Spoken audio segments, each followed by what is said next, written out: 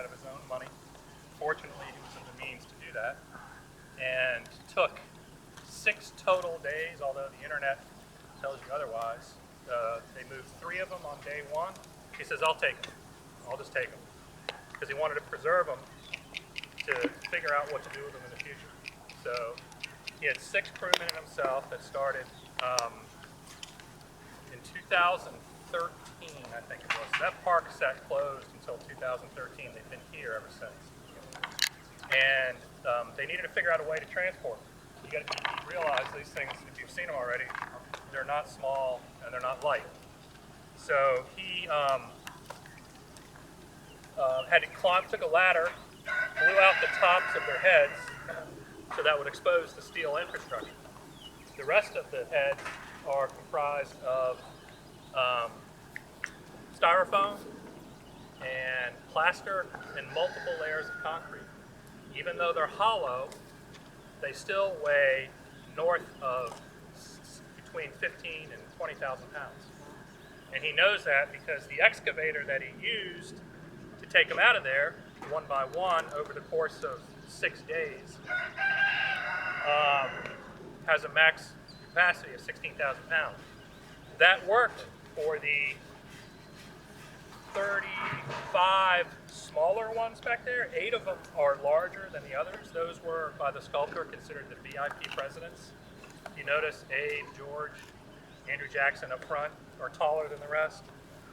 Everybody thinks they're looking at FDR. That's actually Woodrow Wilson, who's got the leper-looking face. Teddy Roosevelt and FDR are also front and center, and they're larger, and I think there are 2 other ones back there. He said Reagan, but to me, Reagan didn't look that big. And lined them up as close as he could in rows of 11, thinking he would do 11, 11, 11, 10. So he started with the smallest ones with an excavator that could accommodate up to 16,000 pounds, and took the top of their heads out to expose the steel infrastructure and basically put them on a flatbed and laid them down on multiple tires. Can you imagine those things driving up Interstate 64 for 12 miles? Abe took a spill. Anyone back there notice the head, the back of Abe's head? He fell. And coincidentally, the hole in his head is in the same place where I think he was assassinated.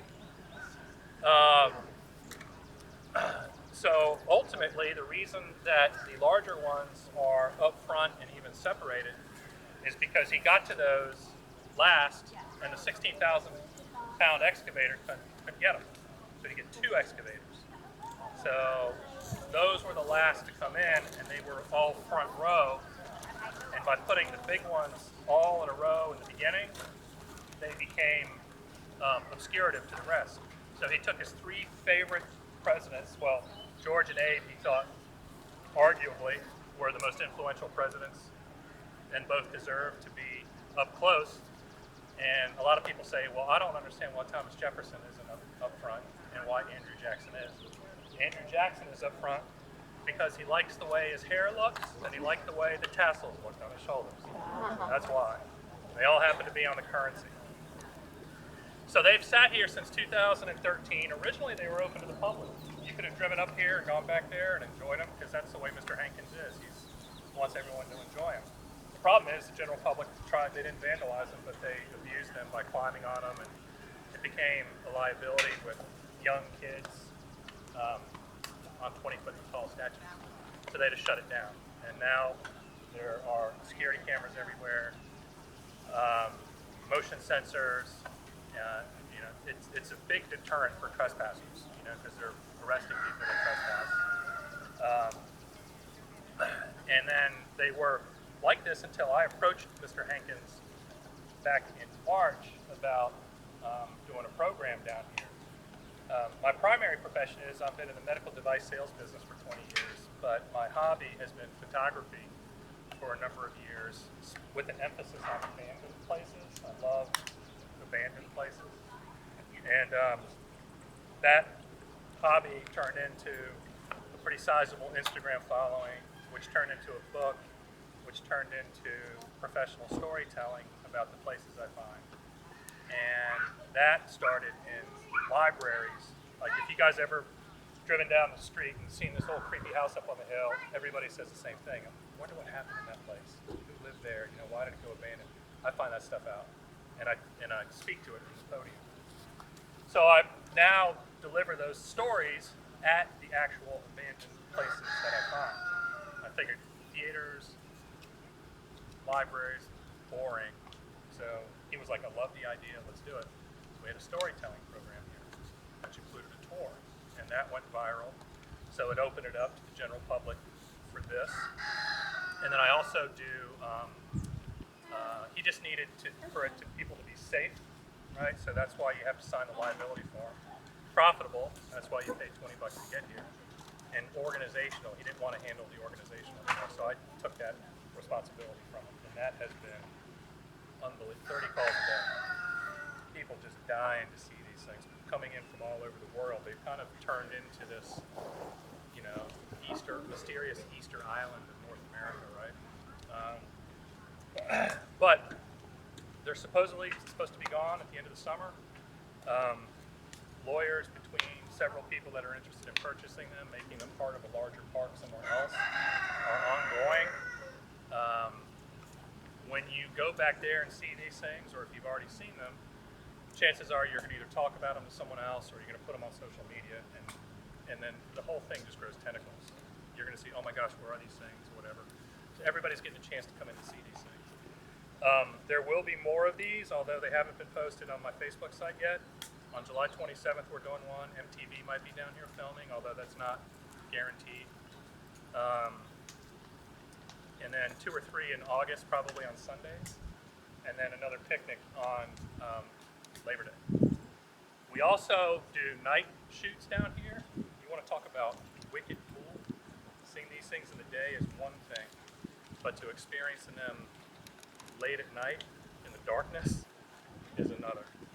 So it started out with just professional photographers or intermediate photographers that knew what they were doing that would pay $80 for 12 of us to come back here for 5 hours and light paint them and do a workshop on light painting. The imagery we get out of here is incredible. So we're doing some of those. But then I realized that wasn't fair to people that aren't photographers that wanted to experience them at night. So I'm experimenting with something called presidential trivia and stories and s'mores. So on Friday the 26th, we're going to do s'mores down near the heads, have a presidential trivia game, and then everybody's going to get a flashlight, 35 people, and I'm going to be talking about interesting factoids about all of the presidents, so people can experience it in a different environment. It is spooky at night. So, as far as the heads go, that's a little bit, 40 of them are all clustered together. 3 of them sit separate from each other. Baby Obama is here.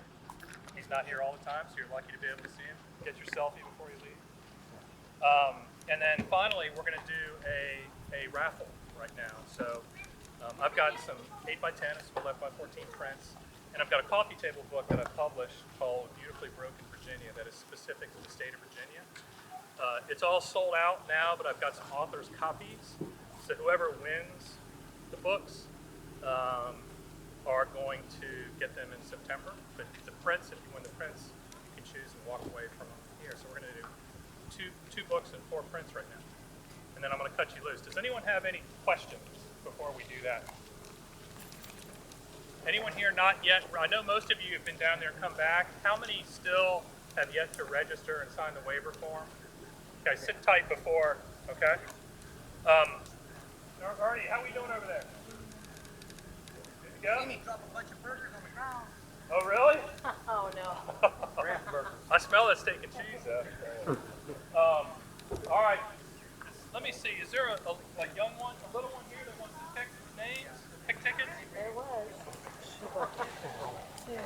All right, sir, I'm nominating you. Oh, we got a young man. Okay, here we go. I'm sorry, here we go. All right, we're going to start with an 8x10 first. This is for an 8x10 print of your choice. Read it out loud. 5153324. Got it? All right, sit tight, okay? We're going to do another 8 by 10.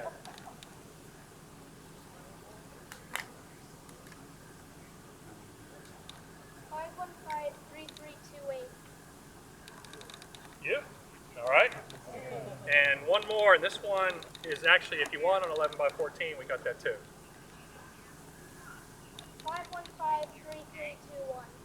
515-3321.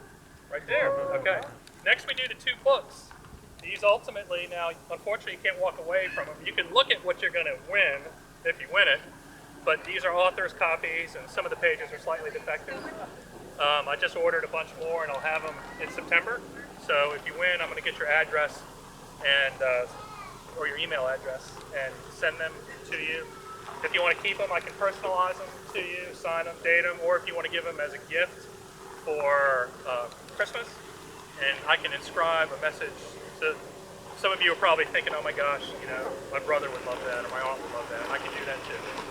So we're going to choose 2 tickets here, and I want you to stick around if you win. And then after that, I'll get you guys registered, and everyone else is free to eat, drink, go back, do whatever. I don't think the storms are supposed to come for several more hours, so we're in a good spot. All right, 2 books. 515-3327.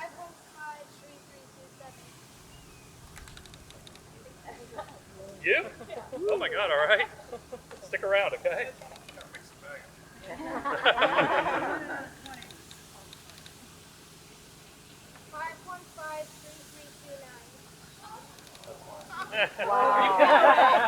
We're together. Do another one. All right, okay. What are the chances? Wait, is he with you? Yeah. We bait him. 515-3311.